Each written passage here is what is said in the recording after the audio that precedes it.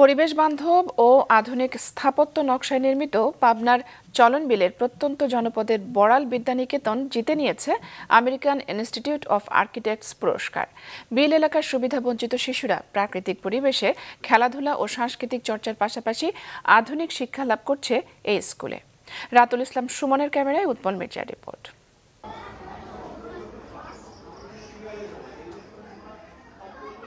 পাবনা চলনবিলের চাটমোহর উপজেলার প্রত্যন্ত কুমারগাড়া গ্রামের বড়াল বিদ্যানিকেতন ইট, পাথর, কাঠ, গাছের গুঁড়ি, মাটি আর বাঁশ শিল্পজাত পণ্যের সমন্বয় এক অনন্য নান্দনিক শৈলীতে তৈরি প্রত্যন্ত জনপদের এ স্কুল ভবনটি জিতে নিয়েছে আন্তর্জাতিক স্থাপত্য পুরস্কার।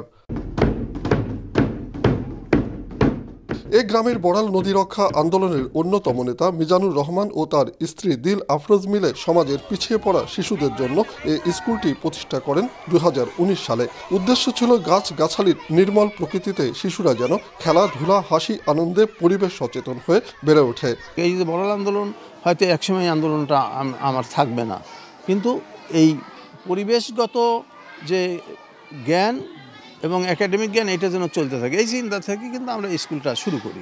বন বনানী ছায়া ঘেরা এই স্কুলের পরিবেশ দেখে মুগ্ধ হয়ে এ কাজের সাথে যুক্ত হন পরিবেশবিদ স্থপতি ইকবাল হাবিব, যার নজর কাড়া নান্দনিক স্থাপত্য নকশায় বদলে যায় স্কুলটি। স্বপ্নতুল প্রয়াস এটা যারা স্বপ্ন দেখেছেন, স্বপ্ন দেখছেন এবং ভবিষ্যতের যারা স্বপ্ন রচনা করবেন তাদের সকলের যৌথ মেলবন্ধনের প্রয়াস। স্কুলটির দুটি একতলা আর একটি দোতলা ভবনের নকশা এমনভাবে করা হয়েছে যাতে প্রতিটি শ্রেণীকক্ষে থাকে পর্যাপ্ত আলো বাতাস প্রবেশের ব্যবস্থা। শ্রেণীকক্ষ থেকেই শিক্ষার্থীরা উপভোগ করতে পারেন রোদ আর বৃষ্টি। সেই সবুজ শ্যামল পরিবেশে আমাদের লেখাপড়া করতে অনেক ভালো লাগে। ওরা ক্লাসরুমে যে বসছে ওদের পাশেও দেখা যাচ্ছে যে একটা স্পেস রেখে দেয়ালটা দেয়া, ওরা প্রকৃতি দেখতে পাচ্ছে, ক্লাসরুমে বসে ওরা আকাশটা দেখতে পাচ্ছে। মাটি কেটে গুহার আদলে তৈরি করা হয়েছে লাইব্রেরি, যেখানে সারা বছর প্রাকৃতিকভাবেই শীতাতপ নিয়ন্ত্রণ হয়ে থাকে। এখানেই লাইব্রেরি ওয়ার্ক করেন শিক্ষার্থীরা।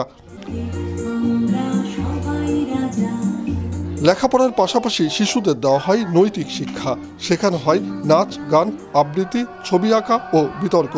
আছে অত্যাধুনিক কম্পিউটার ল্যাব। এই স্কুলে আমরা এসে পড়াশোনা করি, আমরা তার পাশাপাশি নাচ গান করতে পারি। যে সেই সব গান বা সেই সব নাচ তুলে দেওয়ার জন্য, যাতে সেই গানগুলো যেন শুধুই বিনোদন না হয়, বিনোদনের পাশাপাশি শিক্ষামূলক হয়। তারা যেন এখান থেকে একজন নৈতিক এবং মানবিক মানুষে গড়ে ওঠে। তারা যেন দুর্নীতিকে যেন প্রশ্রয় না দেয় এবং যেখানে তারা যে জায়গায় দাঁড়াবে সেখানে যেন তারা নির্দেশটা বলতে পারে আমাদের শিক্ষা প্রতিষ্ঠান আমাদেরকে এই শিক্ষা দেয়নি। পরিবেশ বান্ধব এই প্রাথমিক বিদ্যালয়টি আগামী প্রজন্মের জন্য হতে পারে এক অনন্য দৃষ্টান্ত। উৎপল মির্জা, মাছরাঙা সংবাদ, পাবনা।